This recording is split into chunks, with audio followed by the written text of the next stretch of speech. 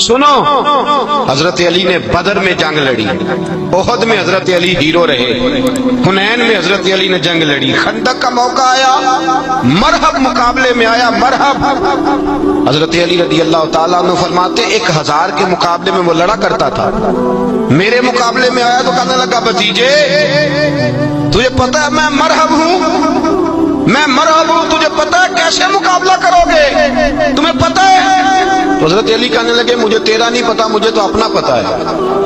کعب کون ہے؟ فرمانے لگے انا اسد اللہ و رسولہ ہی، مجھے پتا ہے کہ میں خدا کا بھی شیر ہوں، محمد مصطفیٰ کا بھی شیر ہوں۔ تم مقابلے میں تو آ، میدان لگے گا تو پتہ چلے گا۔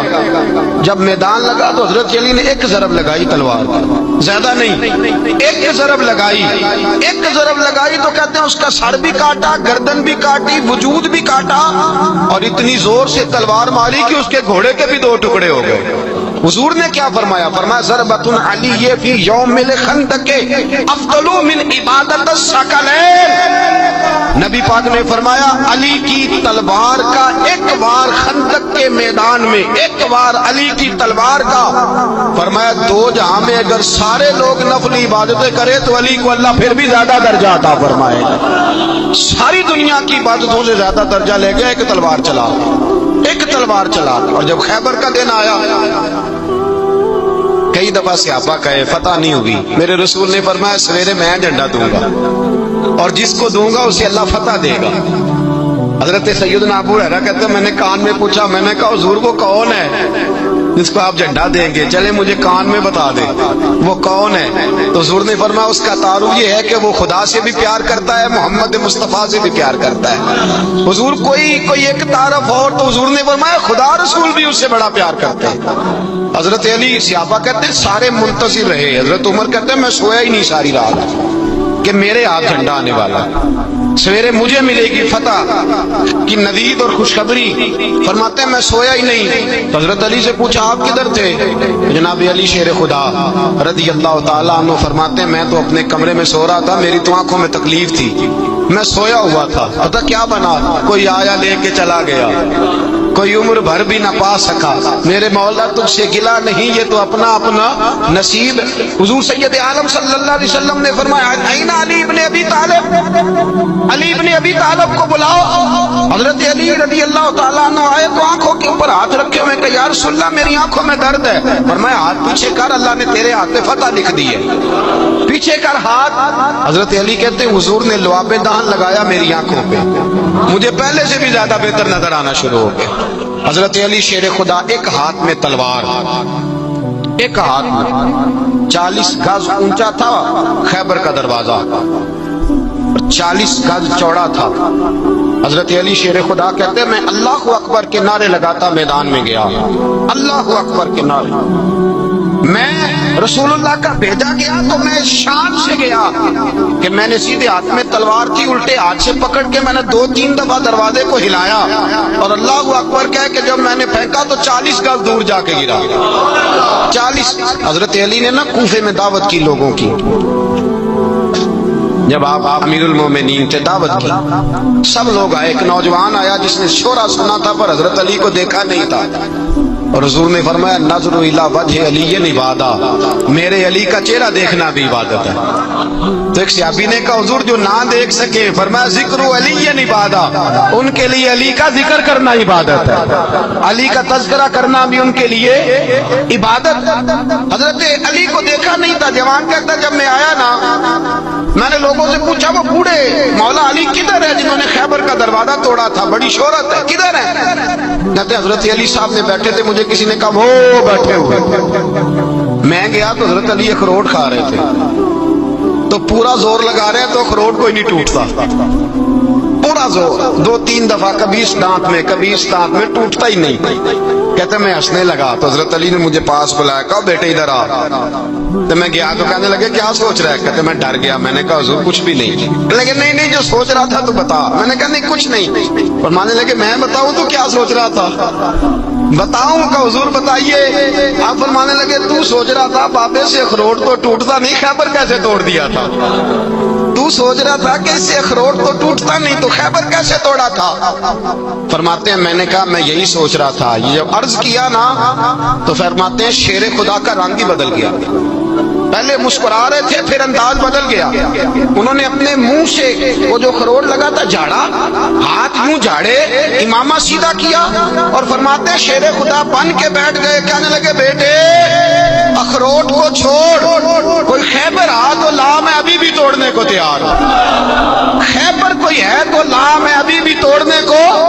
دیواریں ہلتی رہتی ہیں اور در کانپ جاتا ہے، علی کا نام سن کے اب بھی خیبر کانپ جاتا ہے، اور میں تو کس کو چھوڑ اخروٹ کو تو لا۔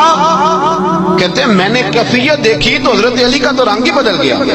میں نے کہا واقعہ یہ توڑ ڈالیں گے، یہ خیبر آج بھی یہ توڑ ڈالیں گے، کیفیت ہی بدل گئی۔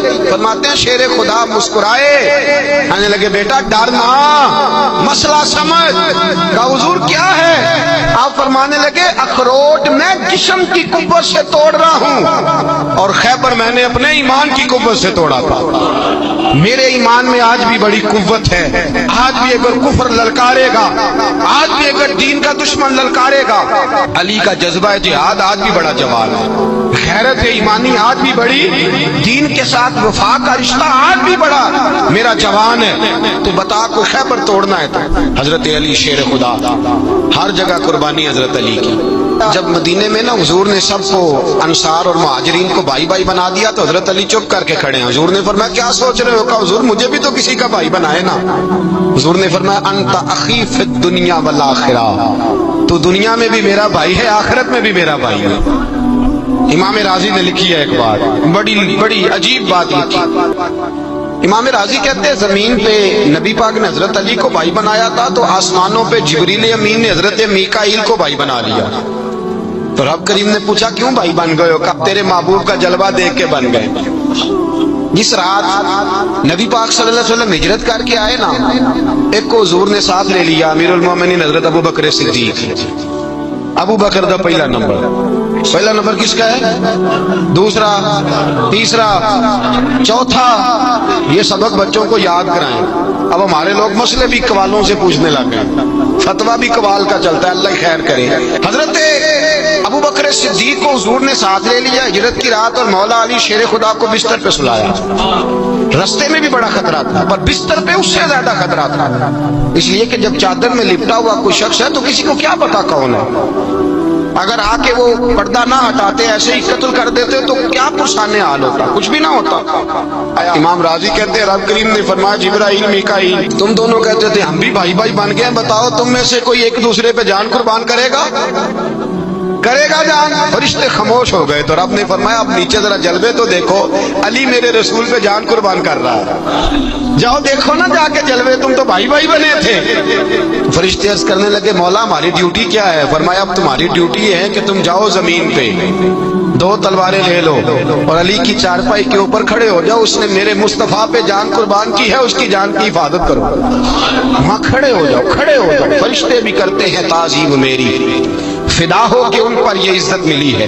حضرت شیر خدا مولا علی ہر میدان میں اول، ہر جنگ میں پہل، السابقون السابقون اولئک المقربون۔ اللہ فرماتا ہے سبقت لینے والے سبقت لے گئے، آگے گزرنے والے آگے گزر گئے، اور یہی لوگ ہیں جنہیں رب کا قرب نصیب ہوا۔ حضرت علی نے مکان نہیں بنایا، ساری زندگی مکان نہیں بنایا، کوئی کاروبار نہیں کیا ساری عمر۔ اب اس پہلو پہ بھی ذرا غور کریں، حضرت علی رضی اللہ تعالیٰ عنہ نے کوئی بینک بیلنس نہیں بنایا۔